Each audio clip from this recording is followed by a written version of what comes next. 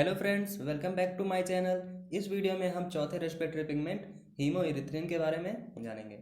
तो चलिए शुरू करते हैं। हीमोइरिथ्रिन क्या है? तो हीमोइरिथ्रिन भी एक प्रकार का रेस्पिरेटरी पिगमेंट होता है जो दो आयरन युक्त मेटालोप्रोटीन होता है जो जंतुओं के ब्लड कार्पल्स में पाया जाता है। यहाँ ध्यान रखने वाली बात यह है कि हीमोग्लोबिन रेड ब्लड सेल्स में पाया जाता है, हीमोसाइनिन प्लाज्मा में पाया जाता है और क्लोरोक्रोनिन भी प्लाज्मा में पाया जाता है, लेकिन हीमोइरिथ्रिन ब्लड कार्पल्स में पाया जाता है। यह शरीर के विभिन्न अंगों एवं ऊतकों तक ऑक्सीजन का परिवहन करने का कार्य करता है।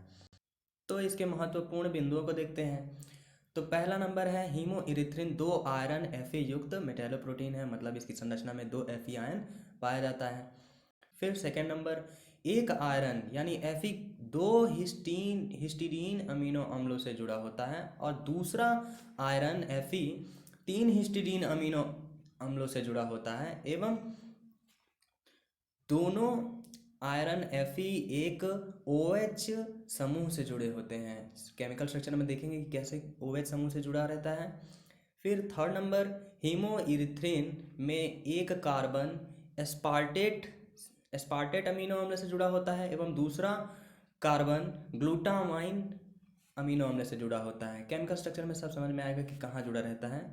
फिर फोर्थ नंबर है, हीमोइरिथ्रिन में आयरन Fe के चारों ओर कोई पोर फायरर रिंग नहीं पाया जाता है, जैसा कि क्लोरोक्रोनिन और हीमोग्लोबिन में पाया जाता है। तो हीमोइरिथ्रिन में किसी भी प्रकार का पोर फायरर रिंग नहीं पाया जाता है। अब फिफ्थ नंबर में हीमोइरिथ्रिन अधिक ताप दाब एवं ऑक्सीजन की अधिकता होने पर ऑक्सी हीमोइरिथ्रिन बनाता है एवं कम ताप दाब होने पर हीमोइरिथ्रिन ऑक्सीजन से अलग होकर डीऑक्सी हीमोइरिथ्रिन बनाता है। अब इसका रंग देखते हैं कि रंग कैसा होता है। तो सिक्स्थ नंबर, ऑक्सी हीमोइरिथ्रिन का रंग बैंगनी होता है, मतलब ऑक्सीजन युक्त हीमोइरिथ्रिन का रंग बैंगनी होता है और डीऑक्सी हीमोइरिथ्रिन का रंग भूरा या रंगहीन होता है। एथ नंबर, एक हीमोइरिथ्रिन एक O2 अणु का परिवहन करता है, मतलब हीमोइरिथ्रिन का एक अणु एक ऑक्सीजन अणु का परिवहन करता है। ये भी हीमोग्लोबिन से कम होता है। हीमोइरिथ्रिन की ऑक्सीजन O2 परिवहन की क्षमता हीमोग्लोबिन से कम होती है। जाहिर सी बात है कि हीमोग्लोबिन 4 ऑक्सीजन का परिवहन करता है और हीमोइरिथ्रिन 1 का कर रहा है, मतलब हीमोइरिथ्रिन की ऑक्सीजन परिवहन क्षमता हीमोग्लोबिन से कम होती है। अब इसका देखते हैं कि इसका अणुभार कितना होता है। तो हीमोइरिथ्रिन का अणुभार लगभग 40,000 से 1,00,000 डाल्टन होता है।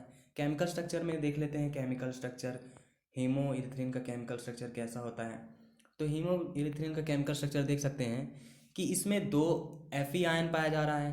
पहला Fe आयन जो है 2 हिस्टीडीन अमीनो अम्ल से जुड़ा है, दूसरा वाला Fe आयन 3 हिस्टीडीन प्रोटीन से जुड़ा हुआ है और दोनों Fe आयन एक OH ग्रुप से दोनों जुड़े हुए हैं। अब इसमें पहला कार्बन जो है एक ग्लूटामीन अमीनो अम्ल से जुड़ा है और दूसरा कार्बन एस्पार्टेट अमीनो अम्ल से जुड़ा है। और देख सकते हैं कि इसमें केमिकल स्ट्रक्चर में आयरन के चारों तरफ किसी भी प्रकार का रिंग नहीं बन रहा है, मतलब इसमें किसी भी प्रकार का पोर फायरर रिंग नहीं पाया जा रहा है। तो ये था इसका केमिकल स्ट्रक्चर। अब 11वें नंबर में देख लेते हैं कि ये किन किन जंतुओं में पाया जाता है। तो ये भी मुख्यतः एनिलिडा के जंतुओं में पाया जाता है, मुख्यतः मैराइन वर्म्स में पाया जाता है। तो ये था हीमोइरिथ्रिन के बारे में। इसी तरीके के नोट्स के लिए हमारे चैनल को सब्सक्राइब करें, कमेंट करें, लाइक करें, शेयर करें। Thanks for watching.